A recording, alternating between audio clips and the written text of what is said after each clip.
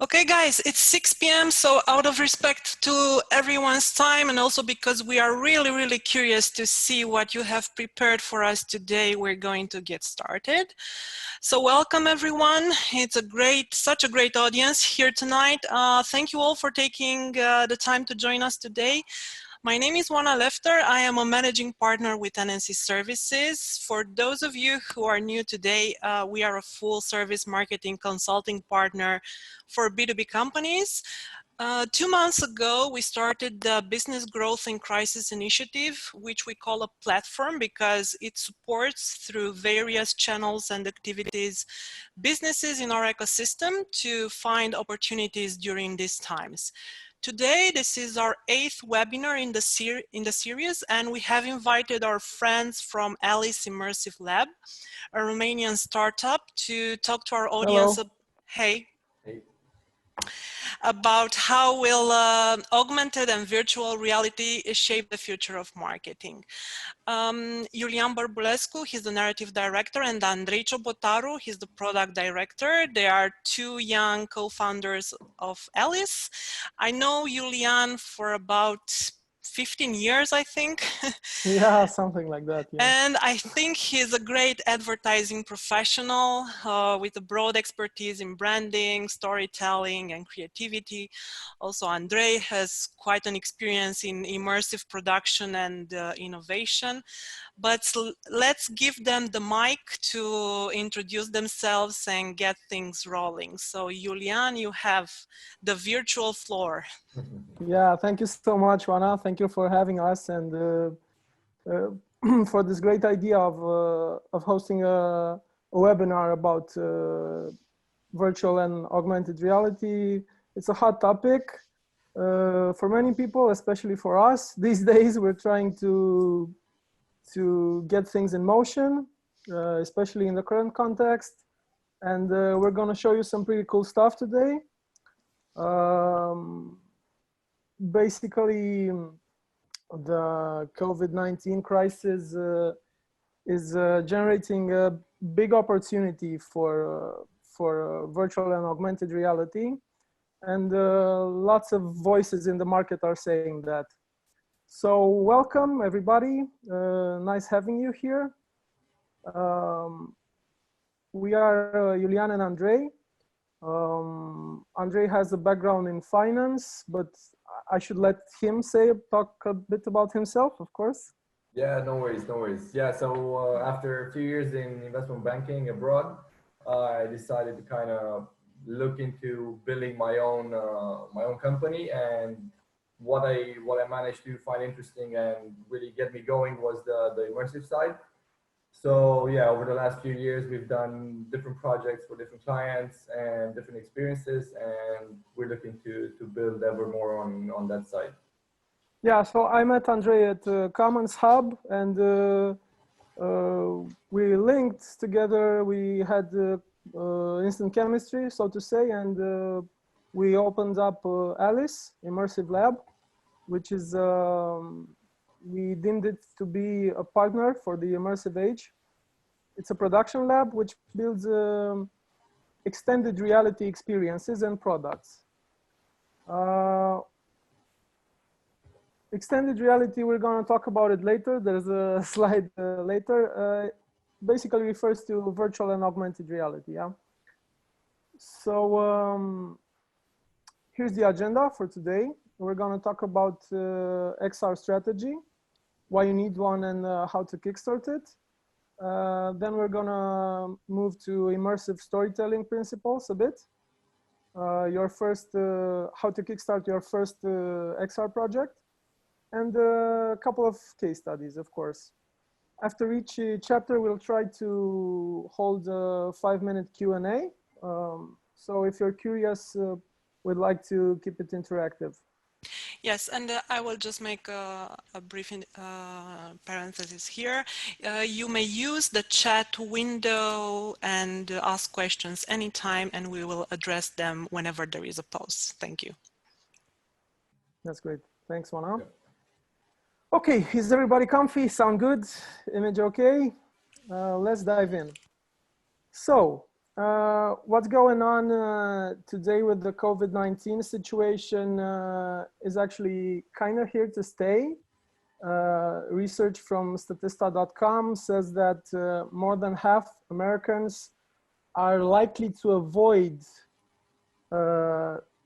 leisure and entertainment activities even after the restrictions are lifted.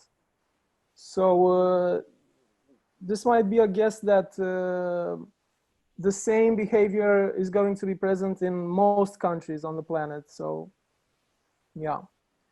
What is XR? XR is extended reality. It's an emerging term that encompasses all immersive technologies like virtual reality, augmented reality, and mixed reality. And it's going to be a huge market. By 2023, it's estimated to be valued at 18 billion US dollars.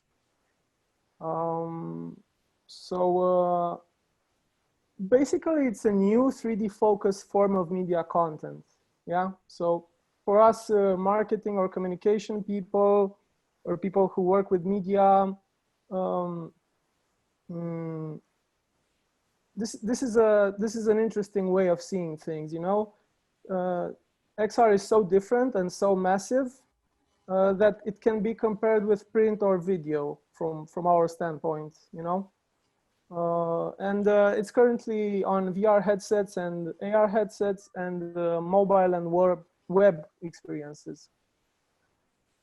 So the first choice you need to do, just like when you go in any new medium, is choose the platform you're gonna communicate on. So how is extended reality content consumed nowadays? First, through VR headsets, and there are 5 big players in the market: HTC, Oculus, Lenovo, Pico Neo, and Sony. 4 out of 5 are from Asia. And basically, VR is becoming very big in gaming and is gaining traction in education and enterprise trainings. This is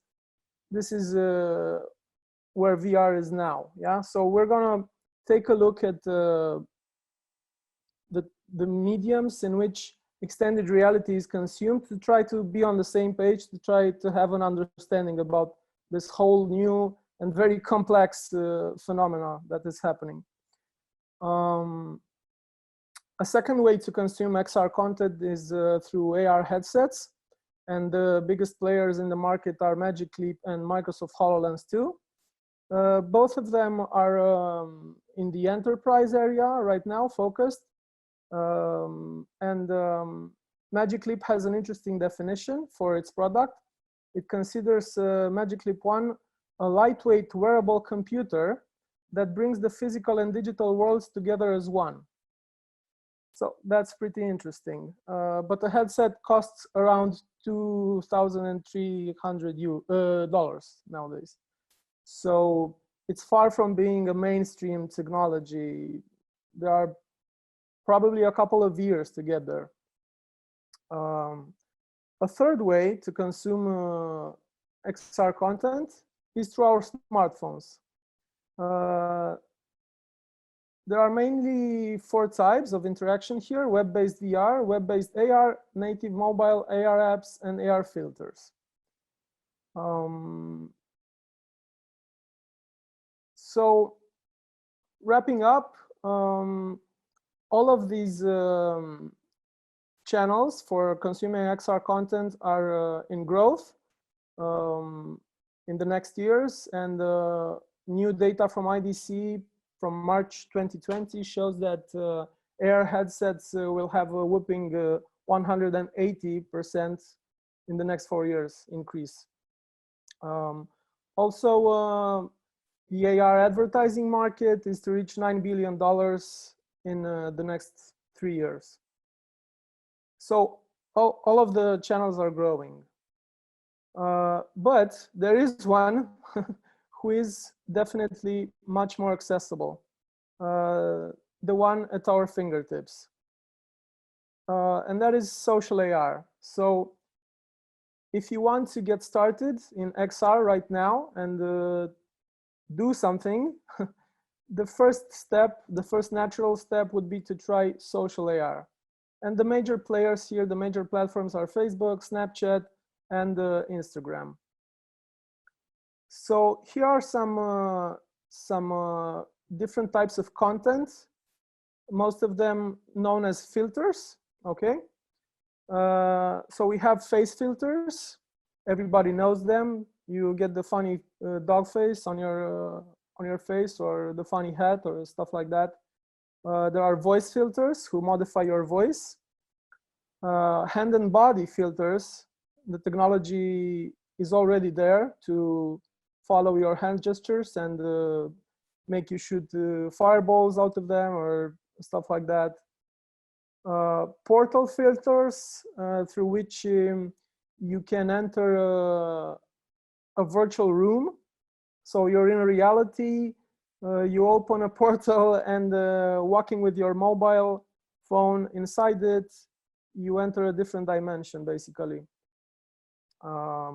As you can see, the guys from Stranger Things used an ad like that. Then there are object filters, which are pretty cool. Here we see a dinosaur in a hallway. And animal filters. Actually, Snapchat has gotten really serious about that. So you can put a filter on your dog, your cat.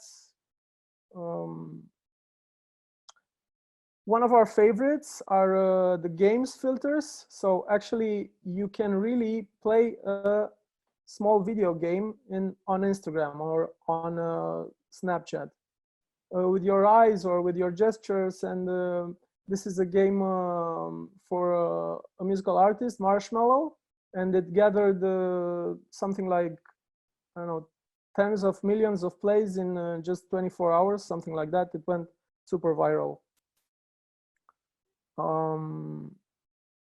Okay, murals, billboards, and posters. These are the types of filters that bring to life generally printed image. Yeah, so they interact with the medium around us.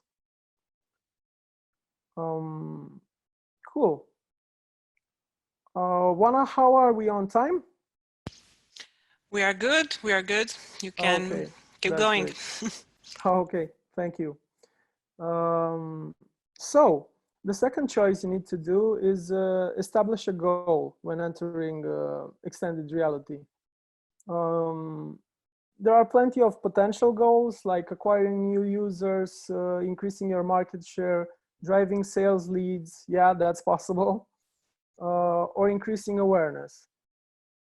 And here we have some numbers. AR increases awareness with 70% when used. And it actually tripled conversions for L'Oreal. L'Oreal bought an augmented reality company, Modiface, and they started doing makeup try-ons for their products through AR, through your mobile. And this tripled their conversions, yeah? So these are numbers that are hardly achieved through any other digital content right now. Also, if you're a leader brand, an innovative brand or a tech brand, or you are focusing on audiences between 18 and 35 years old, you definitely should embrace XR. Also, if you are a type of brand like creator, magician, explorer, these are brands who are very, have a good fit with innovative, immersive technology. So let's have a small Q&A now. That's about it with the XR strategy. We wanted you to have an understanding. The situation is very complex, so we wanted to zoom in a bit. So let's now see. to you. Yeah, let's see if Anybody here in the audience would like to address a question? You can use the chat or you can unmute yourself and address the question directly. So do you have any questions about the XR strategy? Hi everyone, I'm Julian Dumitru. I have a question. I'm working for the gambling industry in Romania, for the market leader, and we are marketing both our retail product, the betting shops, and our online betting platform. So I was wondering, how can I explore and take advantage of this technology in my digital campaigns. Related to what Julian was telling earlier, we are really active on Facebook and Instagram. Also, we are doing performance campaigns. We have a large share of display, video, and so on. So. First question: how can I apply this technology on social campaigns, and if I would be limited only to social, or I can apply this to other, let's say, types of campaigns in the digital environment? Thank you, Julian. Andrei or Julian, would you like to take this for a couple of minutes? Julian, if you want to go first, and I can follow up. Yeah, sure. So, yeah, the fact that you have a strong social media presence is excellent. And as I was saying in the other slides, I would suggest going there first, you know, getting a taste of it. That's the most important thing with something that is totally new, you know. You need to try it and to see how users are reacting to it, and to compare its results against your other benchmarks, compare it against your results on video or on display advertising. So yeah, that's how we should approach it in a first phase, to build some filters, I guess. That's what we would recommend. Of course, taking things further would be great. There are also VR or AR experiences on web, which you can access on desktop or mobile. You could have a native iOS or Android app that uses AR that could deliver entertaining content in your clients' living rooms, on their table, for example. We got some pretty cool examples from Dallas Cowboys, I guess, Andrei, in sports. Yeah, they've done quite a few things, both the Cowboys and the Mavericks. Yep, in engaging with their fans. Yeah. Yeah. So first thing, you should try a simple approach, a filter on a social channel. See the process, how it goes, you know, because when you do that, you question yourself, okay, how does my brand look in 3D? You know, that's the first thing that happens in the marketing process, because when you do a print campaign, you say, okay, what are our colors, you know? What's our branding? Our branding is this. Our brand assets are these, yeah? So what are the brand assets in a 3D world? So. Okay. Yeah, fair points. If I can just follow up on that. So sure. You kind of have a wide range of options. You know, I don't know. I'm sure you know the PokerStars VR option of, you know, experiencing gambling and poker and so on. Also, beyond that, you could also look into maybe using different apps on the AR side that could increase the engagement with the people coming into the physical stores, right? The physical places. and you can create different campaigns to engage with them and see what makes them tick and what they would be more interested or prone in engaging with. But yeah, you know, this is like further up the scale. You know, initially the filters are a good point to start off with and see how that plays out. But in terms of options, you can really explore different things depending on the needs you want to address or the goals you want to push. Mm-hmm. Thank you, Andre. So, Julian, I hope this gives you a few ideas. I'm sure both Julian and Andre will be available to set up a detailed conversation with you afterwards to get into some more specific advice. Thank you, guys. Okay. No worries. Julian, you can move on, I think. Okay, cool. So now you have decided where to meet your audience, yeah, for extended reality, but how will you engage them? That's the next natural question. And here we're going to talk a bit about immersive storytelling. So the first choice in immersive storytelling is utility or entertainment. Wayfair, which is a home furniture online shop in the US, has implemented AR furniture simulators in their apps, and you can basically build 3D layouts in your room and see where the furniture goes. So that's a utility example, very linked to the direct product experience. And, especially nowadays when you can't really go into most shops and see the physical thing. Yep. And Lego is a major player in the AR market. They have a range of products called the Hidden Side.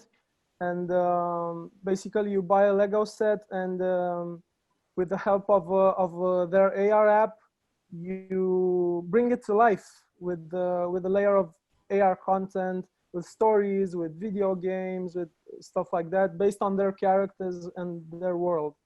So that's definitely entertainment, and it definitely needs more storytelling than an utility approach does. So there are three big ideas about immersive storytelling that you could take out from this webinar, and they are multilinearity, control, and presence. What is this multilinearity thing? I'm having trouble pronouncing it. Every story has a structure. Since Aristotle, it's basically beginning, middle, and end, you know? And in cinema, it's more complex with some milestones, but mostly, except some experimental forms of cinema or writing or video games, most narratives are linear. Yeah, the hero does this, this happens, etc. Well, in immersive storytelling, you have more options. Yeah, this is like in video games. So if I choose this, this is going to happen. If I choose this, something different is going to happen. And the game designer or a storyteller or a writer, whoever thinks this this experience, needs to think at multiple narratives that keep the user engaged, because this is the difficult thing, you know. What's interesting in immersive storytelling is that the narrative is not just viewed, it is acted upon. Yeah, when I'm watching a movie, I'm just viewing it, but when I'm inside an immersive experience, I'm influencing the story directly through my actions. So this brings us to the second point, which is control. The spectator now becomes a user and even more a player. So this is radically different from printed audio or video storytelling, where we are just viewers. The user player is used to having control over his experience. He tends to expect things like customizing the avatar or choosing different controls, right? So this is very interesting because this need of control is slowly but surely changing how consumers think about brands, you know? That is why customer experience is a huge thing right now, because young audiences expect a video game-like experience from your brand. They expect it to be highly customizable, to be highly engaging, to be super personal, and they expect to have control on it, you know, because that's for example how your Uber experience is, or your Airbnb experience. Yeah, that's a UX driven brand. So this is where things are going right now. The third idea, which is mostly based in VR content, is about presence. So this is an objective you need to have when immersing a user in a story, and this presence refers to personal presence, social presence, and environment presence. Yeah. So the personal presence is how I feel there because I'm a character. Yeah. How I interact with the environment. Social presence are characters within that environment. And this is very interesting because when entering an immersive story, you should take into consideration that you need a guiding character, somebody that gets the user in that world, you know. So your brand should be prepared to have a guide in that immersive world, something along those lines. Also, the environment presence is very important, depending on the platform. Obviously, the VR is the most immersive. So immersive storytelling is like taking a narrative and mapping it on an XR user journey, right?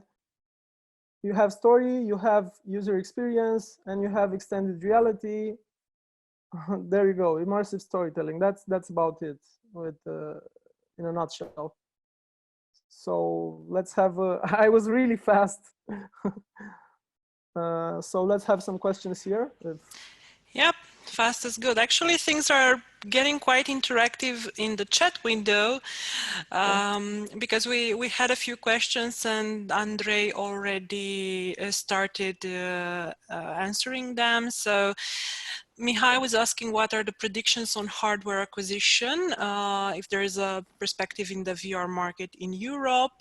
And Andre, you already wrote something, but would you like to add something? Mihai, you can also unmute yourself if you would like to join the conversation directly. Sure, I was keeping on silent because I was letting Julian to finish the sentence. Hi, how are you, everyone? Hi. All good, all nice good. to meet you. Hi. So my concerns are related to the customers. Are they ready for this yet? I think they're very ready, and they've been looking to get their hands on a piece of hardware, of VR hardware more exactly. But a few years ago, 2-3 years ago, when more of the VR players started to come out, you know, to be able to get yourself a VR headset, that would have cost something like $2,000 for the laptop and another $1,000 for the VR headset as well. You know, and it came with sensors, with wires. It was all very uneasy and not very user-friendly to the consumer. And all that has changed. You know, over the last 3 years, we've had several VR headsets that are untethered. So basically you don't have any wires, any sensors, or need for external PC or laptop. And the cost of one of those is right now around between 400 and 600 for the more performant ones, but you can get a really good one with a 3DOF experience for around $200 from Oculus. So it's actually what, more than 10 times, probably 10-15 times drop in cost to get yourself a VR headset and start experiencing the wide range of content that is available across the VR world. So I think this is definitely what's going to drive it, the cost of the hardware, but also it comes back to the content and the content that is available. And right now we don't really have a lot of cross-platform or like cross-headset content that is available, but that's being worked on by the guys from Pico, the guys at HTC. They actually launched a common store together last year. So we're going to see more and more cross-platform content that's going to be available for, you know, reasonable prices, and you know, as it goes, the price of the hardware will naturally come down. Mm-hmm. And also, if I can add something here, Mihai, there is a study. I will also send you directly the link on arinsider.co. It's specifically on VR hardware predictions, and they estimate that the forecast projects it to grow from $1.67 billion to $6.39 billion in 2023. So it will most likely triple. And from their graphics, apparently the majority of these sales will be in consumer hardware. It appears that the market share leader now is PlayStation VR with an estimated 2.2 million units sold this year. I will definitely share this link directly with you afterwards. Yeah, can I add something? Absolutely. Yeah, in terms of marketing, it depends a lot on the audience you are targeting, you know? So some audiences are ready, some are not. That's the short answer. Some are adopting VR headsets already, and some are consuming XR through a more traditional way, let's say, through their smartphones, you know. Just a small parenthesis, this is where also, I guess, web VR comes in play, you know, where you don't need a headset specifically, you can just enjoy it through your laptop or through your computer, and it gives you like a slight sense of immersiveness, but you know, it's kind of a gateway to the actual thing. Yeah, because I was asking these questions because through web VR I was actually going to get. Mm-hmm. This is the market that we're trying to reach right now, and to build a product for the web first.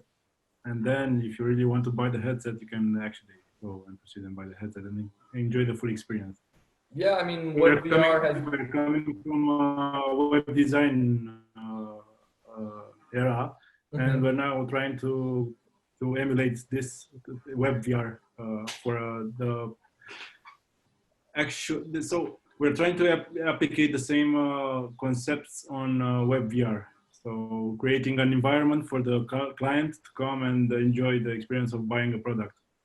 That makes sense. That makes sense. But I guess at the same time, you don't want to cook a new dish with the same ingredients, right? So maybe you want to take full advantage of what the new tech brings and all its possibilities, because web VR has only been gaining traction for, you know, maybe 1 year, let's say, if maybe less, like really strong, but it's still very restrictive and prohibitive in terms of, you know, the content, the scenes you can create, the experiences, the data that you can collect as well. So it's all very touch and go. It has its ups, its downs, but the good thing for everyone is that it's available. As a client, you have different options to roll out your concept, and you know, the user will enjoy it one way or another if it gets to him, if it reaches him, if it resonates with him. Yeah. Excellent. Cool. Okay, thank you, Mihai, for the question. Julian, I think we can move further. Yeah, okay. So I'm gonna give the mic to Andrei, and he's gonna talk to you about your first XR project a bit. Yep, so you know, after we've gone through the headsets, the hardwares, the strategy, I guess, the next step would be kind of to see how a project kind of grows into shape from 0% to 100%. And we'll kind of try to walk you both on the commercial side of projects and also on the VR training side of projects for those of you who are more into the enterprise side. And you know, we'll be happy to take questions after the section. So Julian, if you can go to the next slide. Yeah. So the first part would be on the commercial side, and some of the aspects on the initial side and also throughout the phase of the project are both internal and in conjunction with the technical team, the technical partner. So initially, you kind of need to go back to the strategy, exactly what Julian was emphasizing early on. You need to decide on your goals, on the needs, on exactly what do you want to achieve. You know, if you just want to reach the consumer, or if you want to push a product, if you want to push an experience, if you want the end user to engage with your brand assets, your brand identity, and so on. And depending on that, once you have that all set up, I mean, you won't have it all set up, but at least you'll have a very good starting point initially.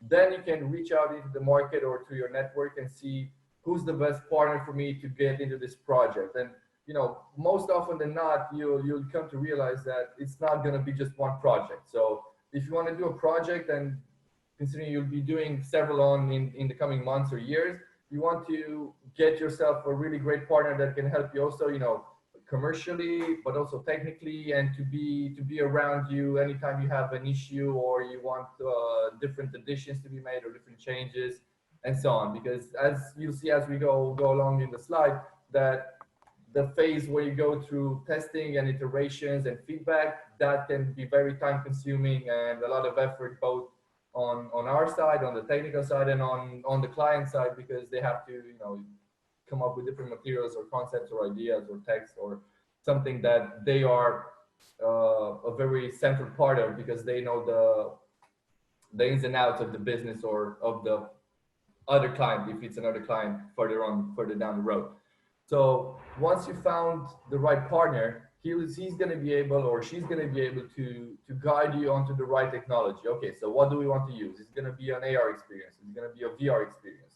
If it's AR, what are we going to do? Are we going to do a mobile application, or are we going to do web AR? You have different options. You know, we can get into it further, you know, later on or in the Q&A. They both have their plus and minuses, but in the end, it comes down to what you need and what you want to achieve and what's the best way to get that done. Once you have these three things set up, this can take, you know, the project documentation or the project preparation part can probably take between, you know, 2 weeks to a month, depending on the complexity of the project and all the elements that it comprises. And once you have this first stage, then you can get into the timeline and the budget estimates that the technical partner can provide. So, you know, we want to do this filter. How long is it going to take? How much is going to cost us? And based on that, you can find the best, you know, you can find a mutual ground and move ahead. And eventually you'll get to the next step, which is the information preparation and the materials, where mutually we discuss and we decide, okay, what do we need? What are we going to present? What do we want to achieve? How do we want to do that? And different elements or different materials can be prepared either by the technical team or by the client, depending on the possibilities, on the options. But the internal team and having the internal structure set up to handle such a project is very important early on, because as the project develops and more parts are being added, it's going to be pretty tricky to play catch up 6 months down the road, let's say. So I think this kind of sums it up for the initial stage. And in the midway part, this is actually where the going gets tough, and it comes down to your technical partner and what they can do and how quickly they can move, and you know how close of a relationship you can maintain with them throughout the development stage, because it's very important, you know, to have work in progress updates and to have some references or some visual materials from them to make sure everything is aligned in terms of the project. And you know, on the commercial side, you're gonna have quite a few iterations along the way, and you know, every now and again you're gonna come to a stage where you're gonna change the same thing 4 times, because you know, once you change one thing and then you realize you want to change another thing, and then eventually you're gonna realize how it actually looked good initially. So having this flexibility and discussing it early on with the technical partner and with the team, it really helps you move the project in a really nice shape as you move towards the rollout phase. So I'm really emphasizing this iterations and testing stage and the integration of the feedback, both, you know, on the client side and on the technical side, because it's actually what makes the rollout phase work or not. Because, you know, if you have a lot of hiccups and everyone's not aligned in the midway part, then the rollout phase can be prolonged for a very long time until you get everyone on the same page, on the same boat, and to get everything going.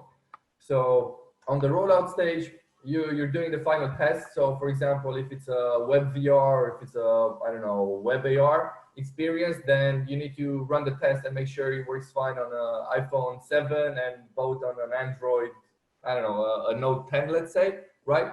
And it works well in Chrome, it works well in Safari, in Opera, or whatever browser they're going to be using. WebVR has certain limitations, though it doesn't work in all browsers, but I'm just setting the context. And once you've rolled out the test, then you can see the final feedback that's going to come from the client, and you can integrate it pretty quickly and then move into the deployment stage where, beyond keeping your fingers crossed and hoping it doesn't crash, you're checking to see how is it going, how many users you've got, how the traction is going, and so on. And more often than not, you're going to have some troubleshooting. It doesn't work on this browser, it doesn't work on this browser on this phone, or I'm getting this error. This is the things that you won't get into if you do the testing stage and the feedback and the midway part really well. But obviously there are going to be some fine tunings to be done in as you roll out the project, because you can't really cover all the bases all the time, but you can do that 99% of the time, or 99% of the cases. But also it's really important to have the team available or close to you to be able to go through all the troubleshooting issues or anything that comes up on the spot, because it's really important to not mess up the initial rollout. Okay. Yeah, so I guess that's it on the commercial side. Okay, just a quick pause, Andre. We have about 20 more minutes, and I'm sure everybody is looking forward for you to get to the case studies. I'll move along pretty quickly. Well, essentially, on the training side, the architecture or the concept is a bit similar, but it also has different parts. So beyond deciding on the goals, the needs, what do you want to achieve? Do I want, I don't know, my employees to learn how to operate a machinery or a piece of equipment, or to be more familiar with their environment they're going to be operating on, or to know how to put their health and safety equipment on, or to how to respond in an emergency case. These are all types of scenarios that you can look into and see, okay, does it make sense for me to do that? Does it make sense for me to do that in VR? Okay, if you have a yes answer to those questions, then similarly you go to finding the partner, finding the technical staff internally to be able to support you in that. And this is where it is different than the commercial side, because you won't be rolling out an experience or a product. Initially, you'll be rolling out an MVP, right? So it's a very basic experience that meets certain requirements that you need to look into and to address, but it's on a smaller scale. It's not a full-scale product. It's something you're going to be finessing and developing and improving throughout the lifetime of that product. This is just, I don't know, maybe let's say the first 10% of it, perhaps. Similarly, you go through the timeline, the budget, the different steps, and the different delivery times, delivery dates of the contents. And in the midway part, what you do is that you run the MVP that you built initially, right? And you run it as a pilot project with maybe a limited number of staff, a limited number of employees, maybe just one section of the business. And you see how that works, how that actually works when you run it, right?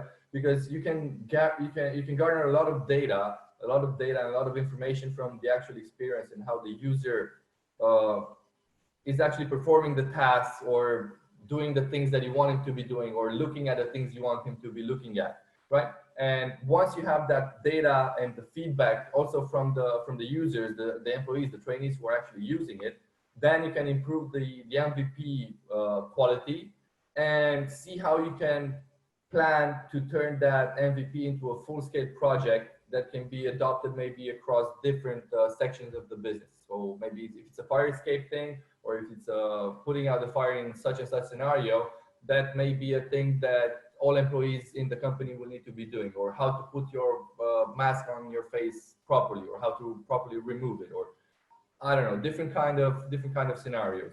So once you've had the full-scale product, then you need to decide, okay, how am I going to actually integrate the data that is coming out of the VR experience and the VR training into my learning management system, right? Because most of the companies have, if not all of them, have an LMS and they run it.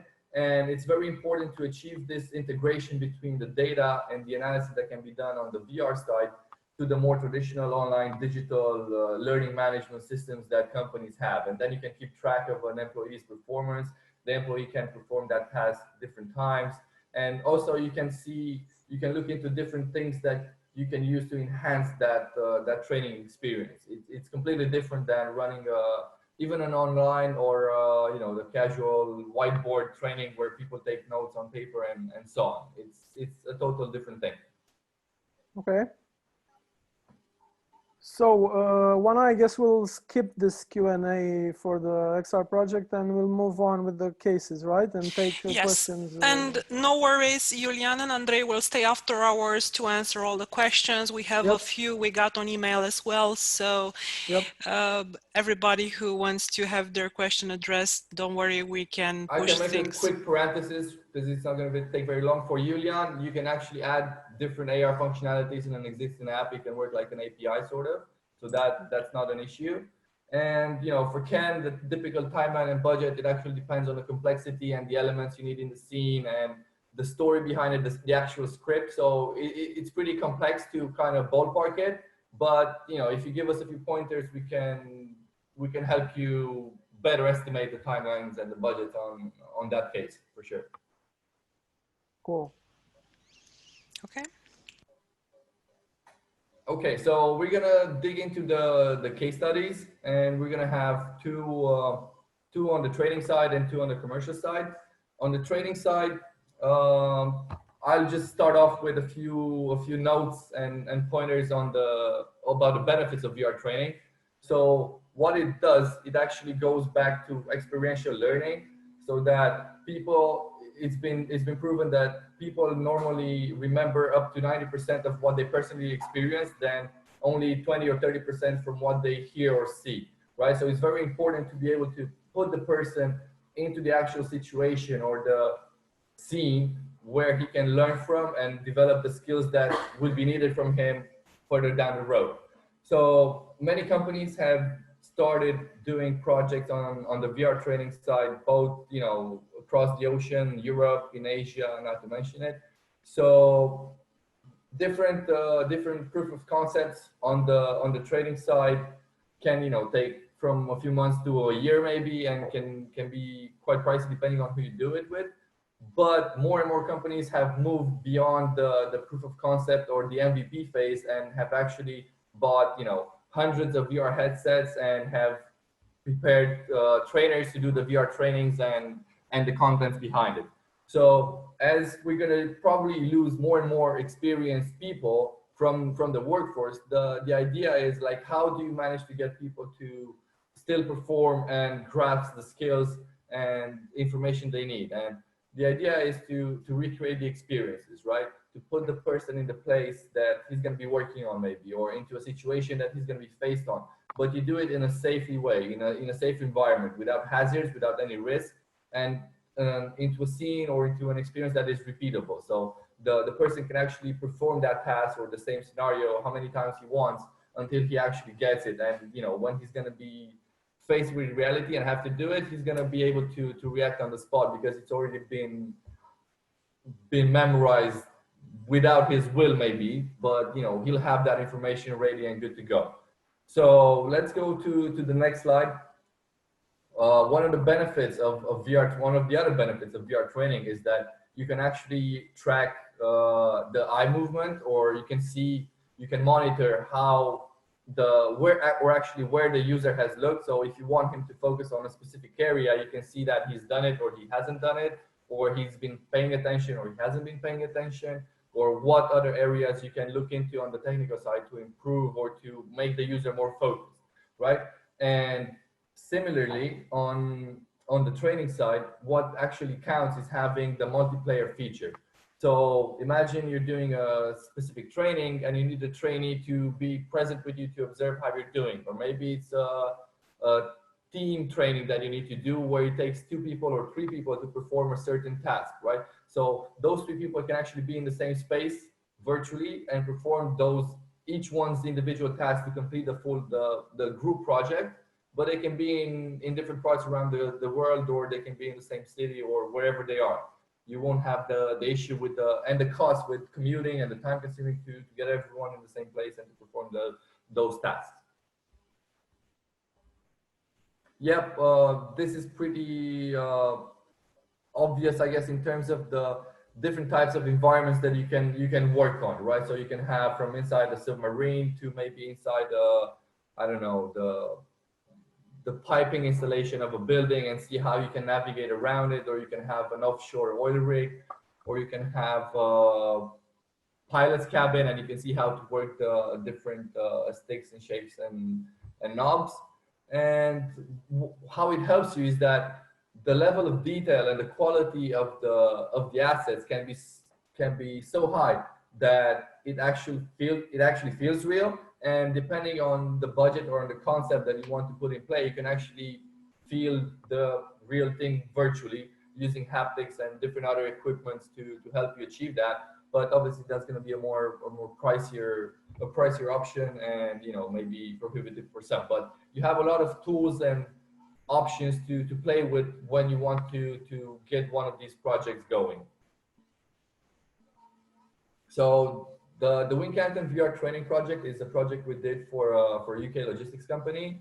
And if you can go on to the next slide. Actually, the goal was for the employees to experience different situations, to become aware of the environment and of the facilities.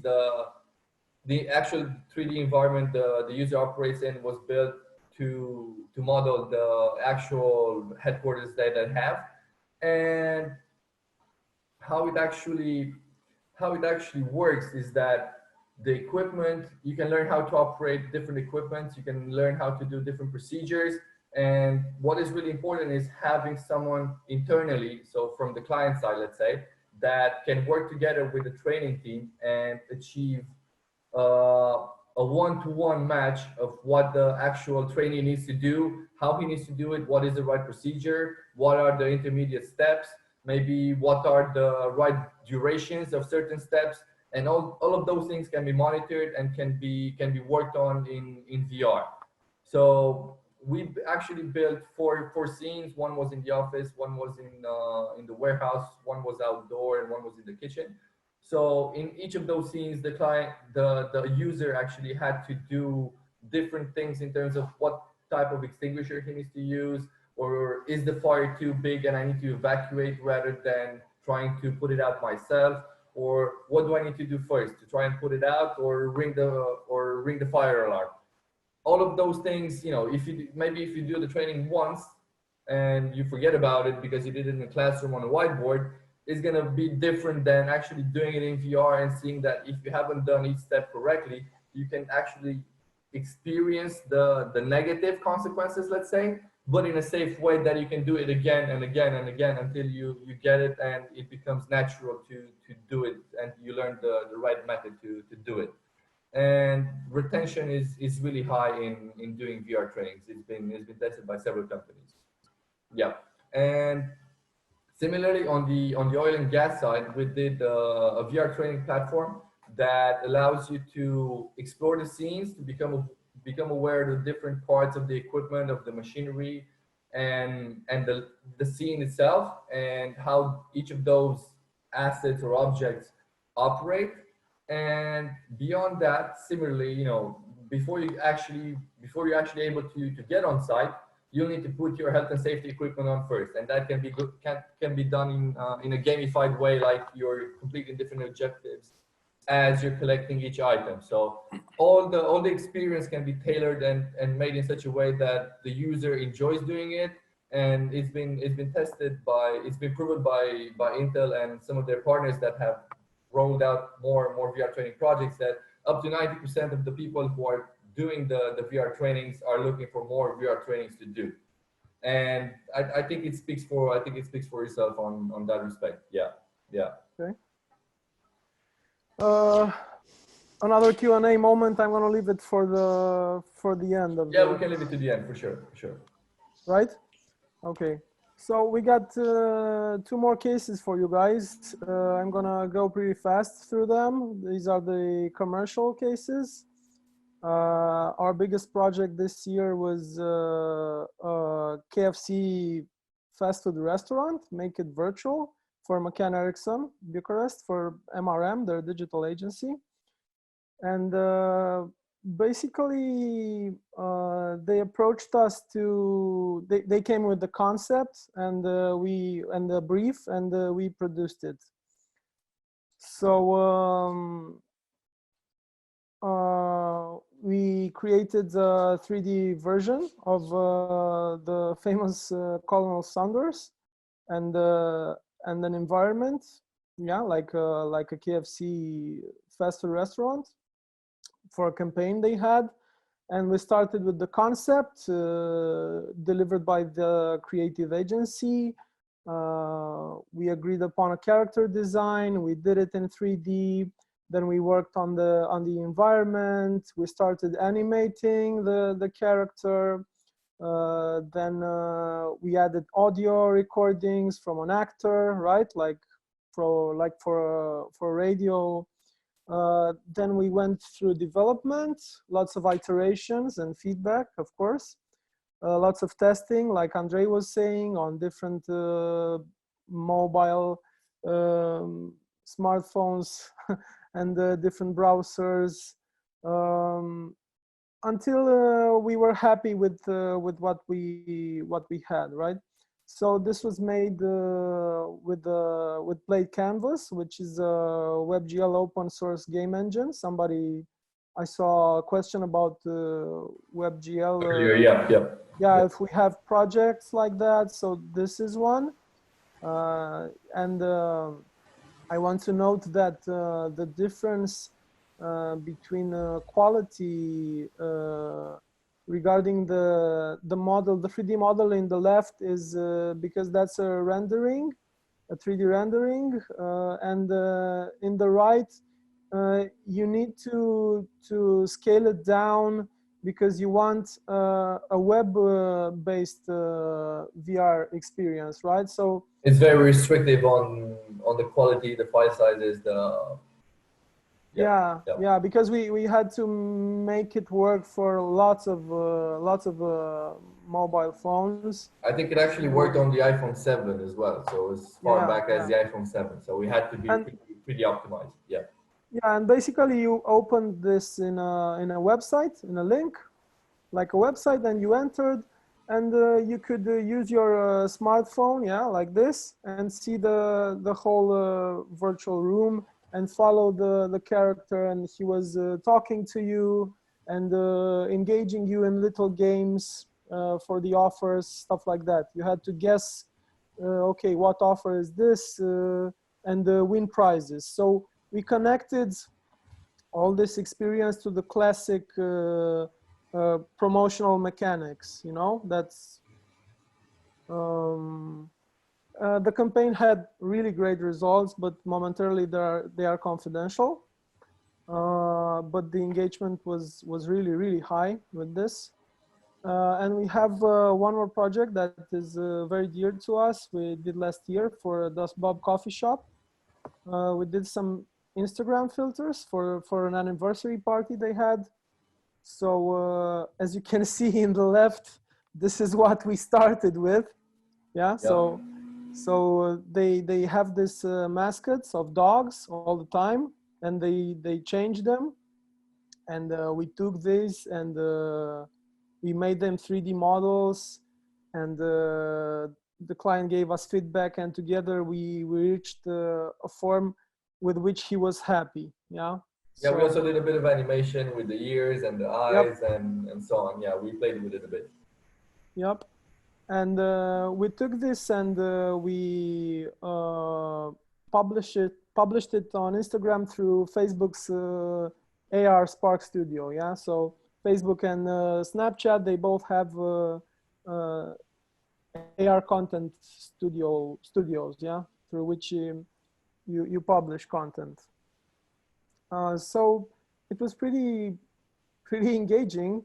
18,000 impressions. 220 selfies and 60 shares, all organic, of course, in just a couple of days, you know. So imagine if it was promoted. So this was not promoted. It was for a party for Just them. organic, yeah. Yeah. So, last but not least, Andrei wants to show us something we're currently working on, a prototype for VR conferencing. It's very early stage, but the pandemic got us thinking, hey, why not try this? So Yep. So essentially, it's a platform for corporate or social meetups in VR, and it can be an alternative to the traditional meetings or to the online meetings, or like the video meetings. And it has a lot of features that you can use. You can share different PPTs, different PDFs, or even different 3D assets. Also, you can take screenshots of different places in the room. The meeting can be recorded. It supports a lot of users, and also you can change the environment around you. So, for example, if you want to host a meeting on a beach, you could do that on the platform and then add the different elements online. And beyond that, you can actually use this platform for I don't know, maybe on the education side for VR laboratories or VR lessons and so on, considering that you can bring the 3D model. Maybe you bring the 3D model of a heart, and then you have the biology teacher holding the lesson and explaining the different ins and outs and the different elements of how it works, and you can see it animated, and it really improves the perception and the understanding. But yeah, as I was saying, it has quite a few of use cases, and it can be used on a corporate level for internal meetings or for client meetings, or it can be used socially for different events that you want to host, or on the education side. We're still early on it, but we're looking forward to building a bit more traction on this side as well. Yep. So thank you guys. Thank you so much for being here. We're gonna do a little wrap up. Things are moving really fast with this whole extended reality stuff, and the sooner you try it, the better, because the process is really different.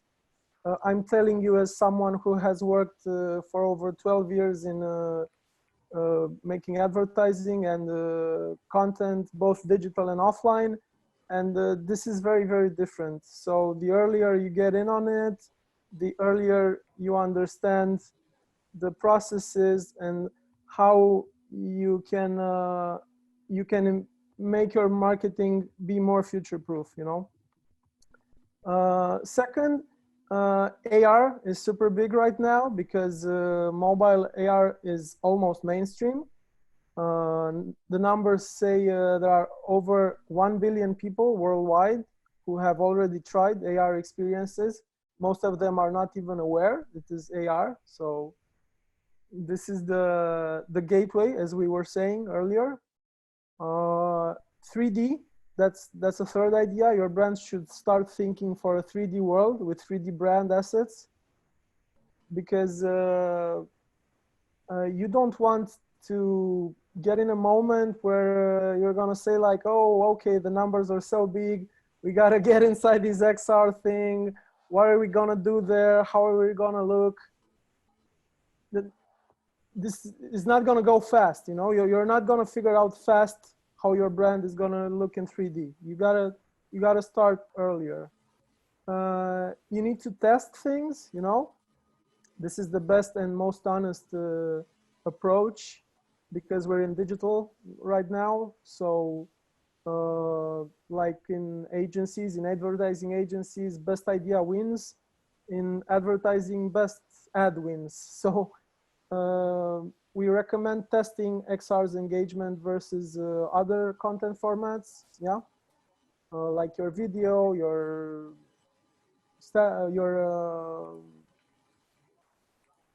static images, display. Yeah, display ads, and compare the results. See how it fares.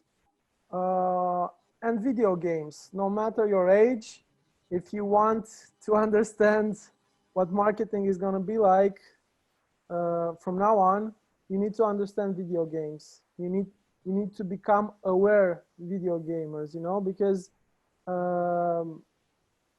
that's how you will understand more of immersive marketing and what's the mindset of the users. Gen Z is gonna go really fast with this stuff. They're gonna adopt it. They're gonna hit the ground running. Yeah, they're gonna hit the ground running with this. So you really need to get in early to have an advantage, like in any competition. That's about it from us. So now let's start a massive Q&A. Yeah, thank you guys. It was really, really interesting. A lot of valuable information, and we are already after hours, and but we still have the audience here with us. So first, we have some questions we got prior to the webinar, but first let's see if there's somebody else from the audience who would like to ask a question directly. So if you do, please unmute yourself.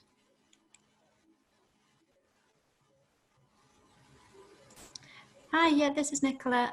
So I work for a language services company, and we do work with AI. So we've got some cool technology, but it would be nice to promote ourselves digitally. We're looking at like 3D elements and stuff in our video at the moment, but I'm just wondering, how do you see this in terms of lead generation or in terms of acquiring new business? Is it purely in the form of entertainment and building a brand? Yeah, you want to have first go? Well, the short answer would be run a test.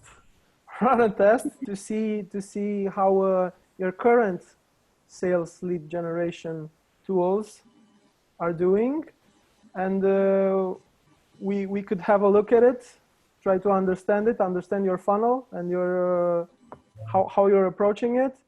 And we could think about it. Okay, how could this be more engaging using XR? How could this be taken further to be more immersive? And then we would run some sort of a test and just see how it goes. You know. Okay. Do you have any sort of examples where you've seen this working from a website, like or from sort of like LinkedIn? Or some sort of like professional channels where people do lead generation? Right now on the spot, no. Do you know something, Andre, like this? No, not right now. Not right now. Nothing comes to mind. No worries, but if you think of something, please let me know. For sure, for sure. Yep. For sure. We'll keep in touch. Thanks. Okay. I have another question on top of Nicola's question. How can you apply this technology, for instance, on a lead acquisition landing page? Let's say web landing page. Well, I guess it really depends on what you want to engage with and the kind of assets that you can work with. So, you know, once you have your website set up, you can easily set up a web VR or web AR experience that you can link from that side and so on. But it really depends on the universe of objects or of items or on the story, the brand story, brand identity that you can work with, and what you can push on and what you can work with on the immersive side. Yeah, it depends on the brief, on the marketing brief a lot. Yeah, so it's totally doable, but from a technical standpoint, from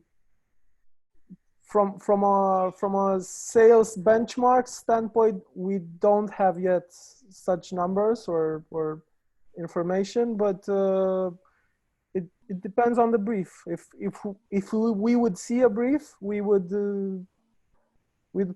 probably. Yeah, I guess you need to know what you're working with, and you know what you can put in play and what you can roll it out with, and you know you can find the right option technically to put that in play. Right. It would help to have some example, you know, to see how other brands apply this, and doesn't have to be necessarily from my industry, for instance, like from any other industry.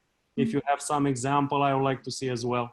Oh, like Yeah, I can imagine I can imagine an example for the person who was talking about gambling and online gambling. I mean, I could imagine people. That was you, okay. Yeah. I just wanted to double check, but I could imagine, you know, the one-armed bandit and games like that where you have a rolling screen.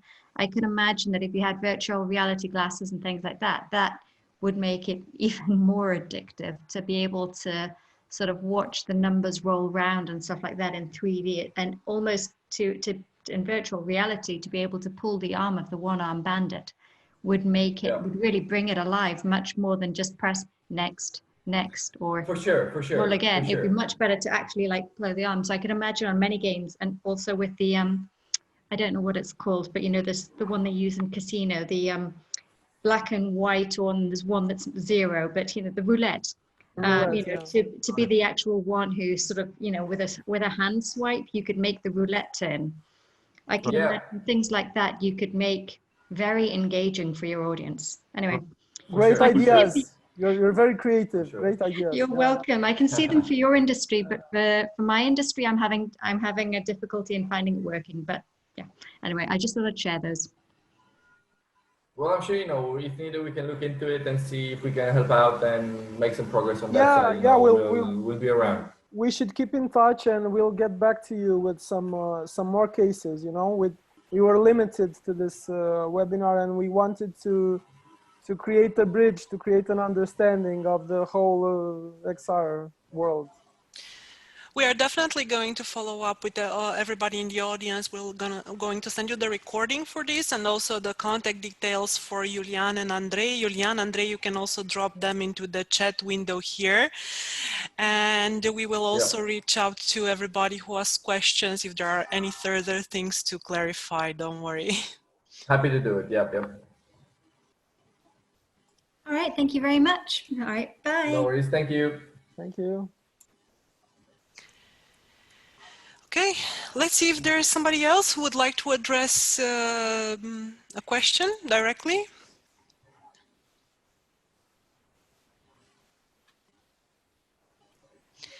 Okay, if not, I think we can move to the questions we've received prior to the webinar. Some of them I think you've already addressed through your presentation, but let's take a look over them and see if there's anything else not addressed.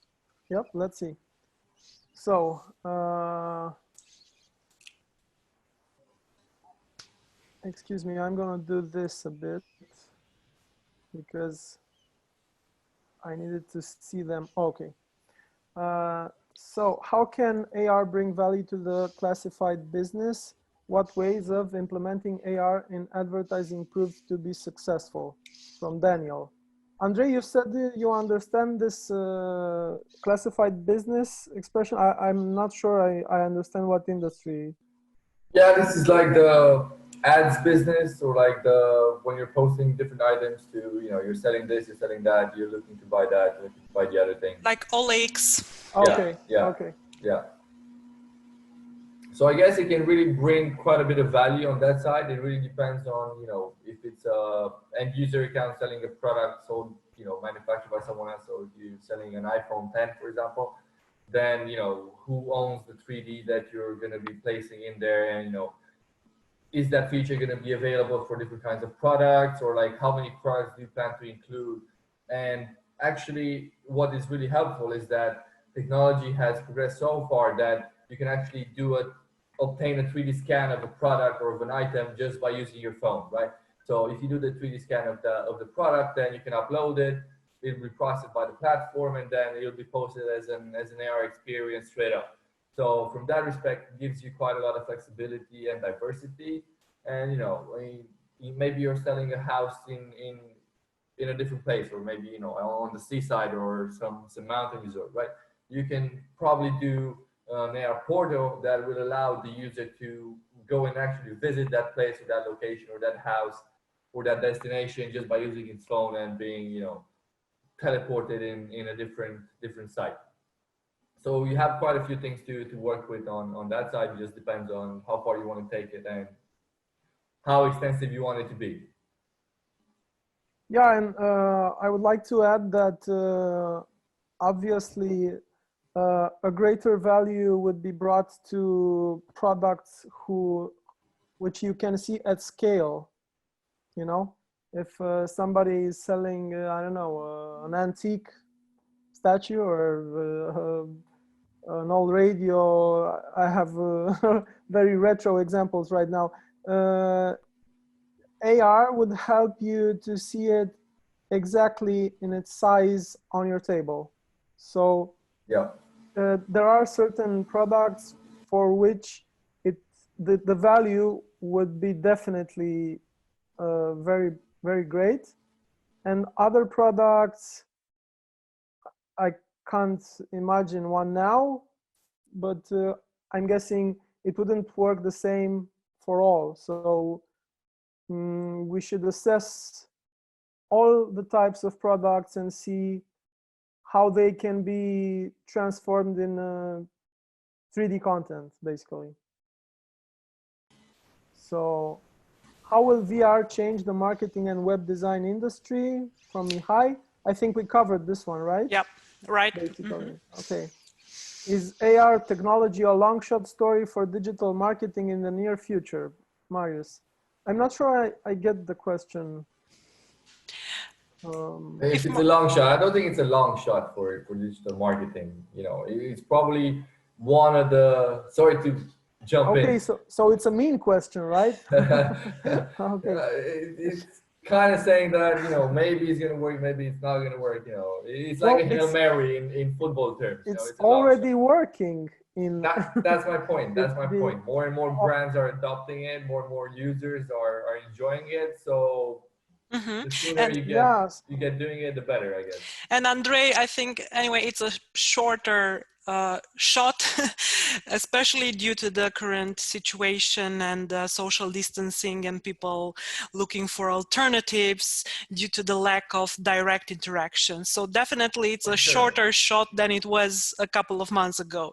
No doubts about it. That makes sense. That makes sense. Yeah, if VR is a longer shot, yeah, I guess it is for mass adoption, for mainstream consumers. But AR, no, it's right here. It's not. So do you think COVID conditions will truly overcome the AR/VR important friction points, price, resolution? This is a very interesting question. It depends a lot on how the tech sector will fare.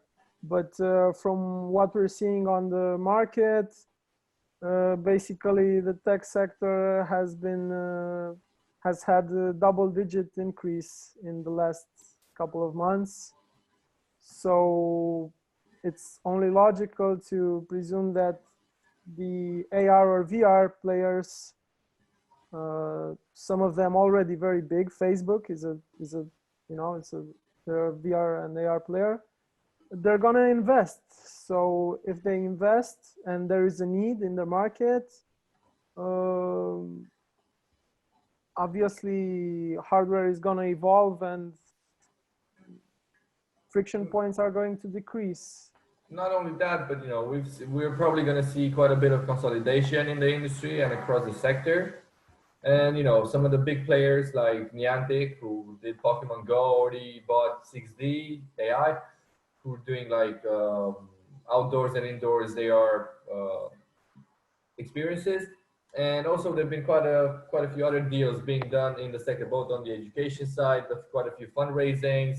So the space is actually pretty active despite the conditions we're facing.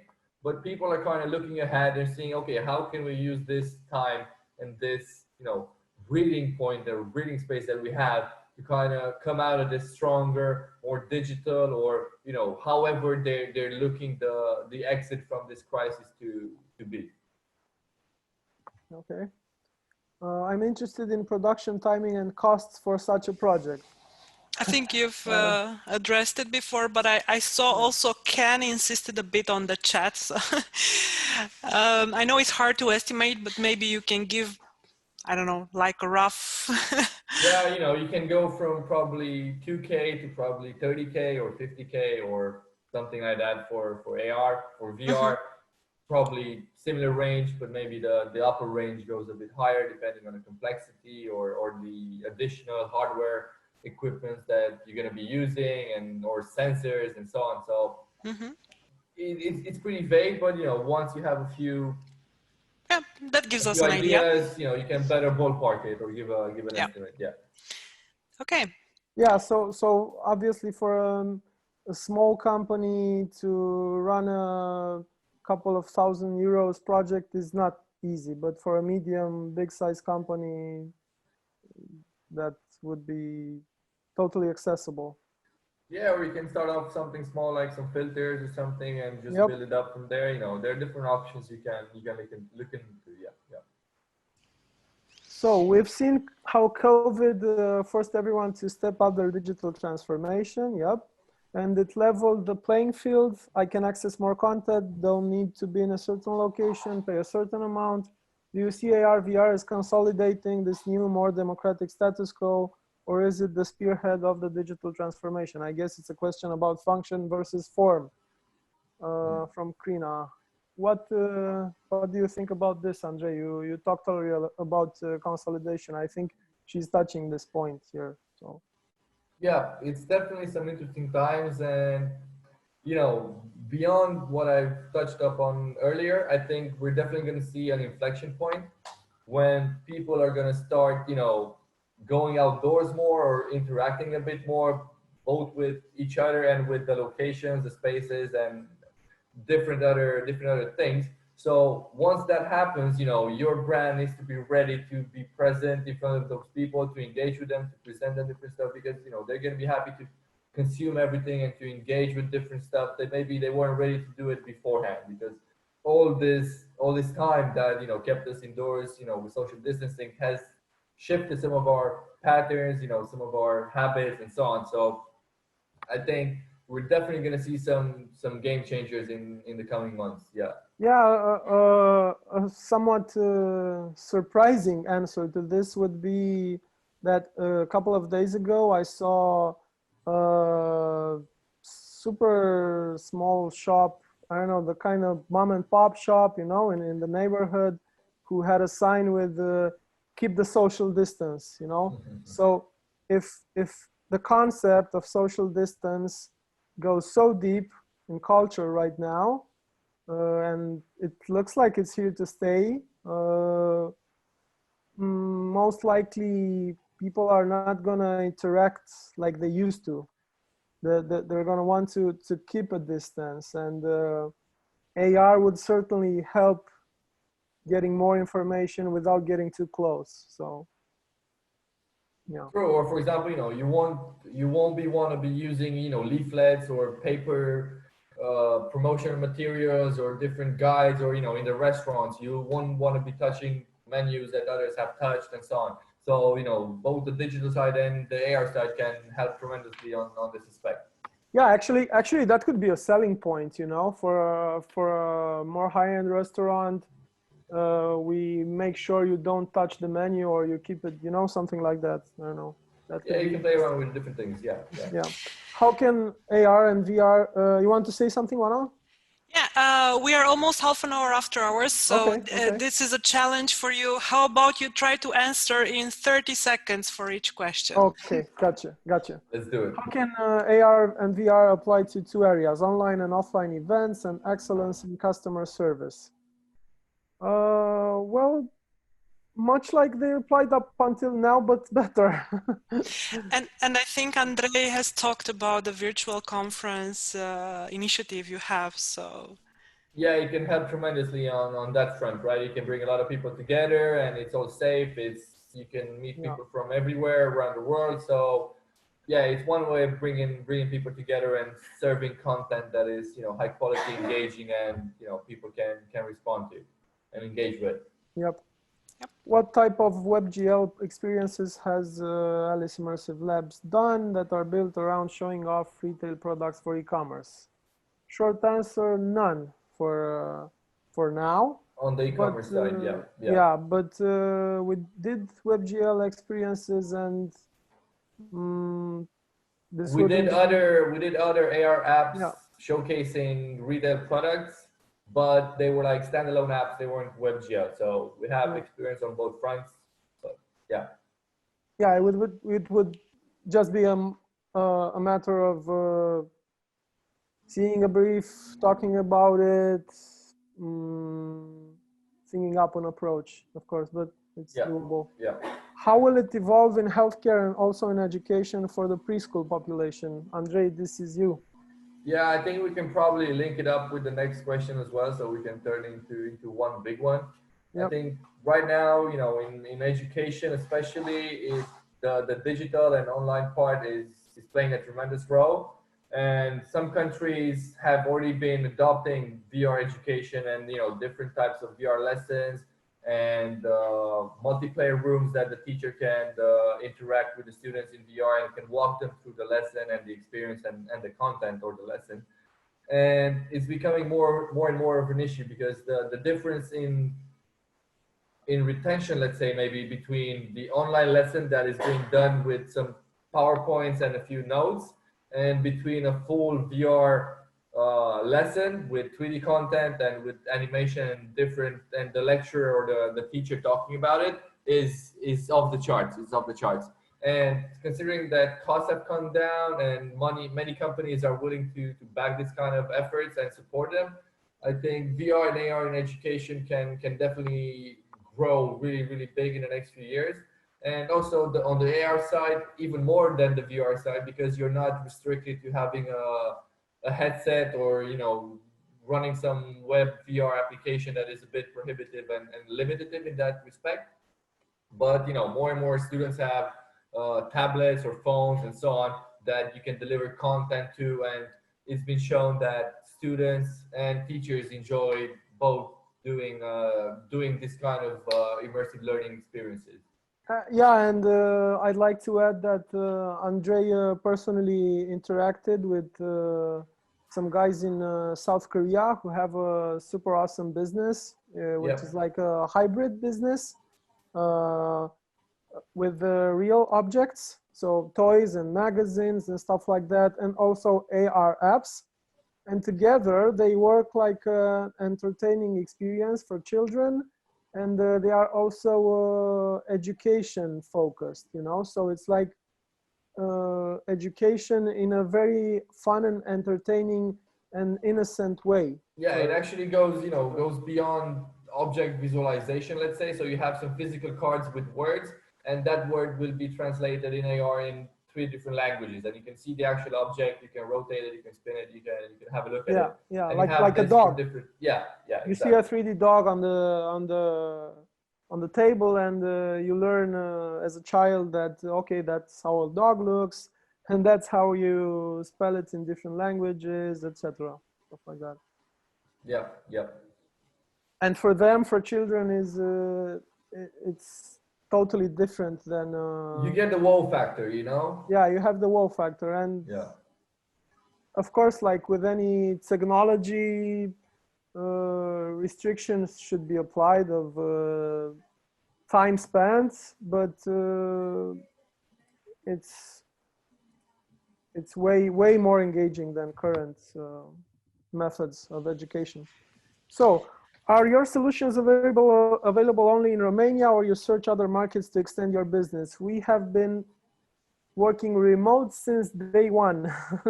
So there is no problem there. We work with the 3D artists in Ukraine, engineers in Egypt. We're super okay with that.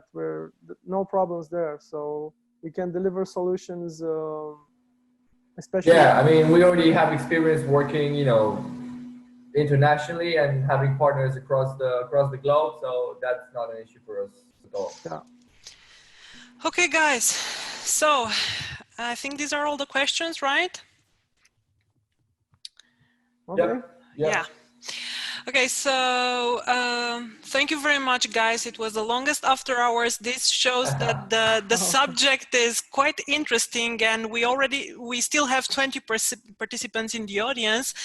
Most probably, yeah, we can always do a follow-up. So if anybody wants to get in touch with Andrei or Julian, you can write to them. I am just writing the email address here, or just go to their website, alicexr.co. Thank you for joining us.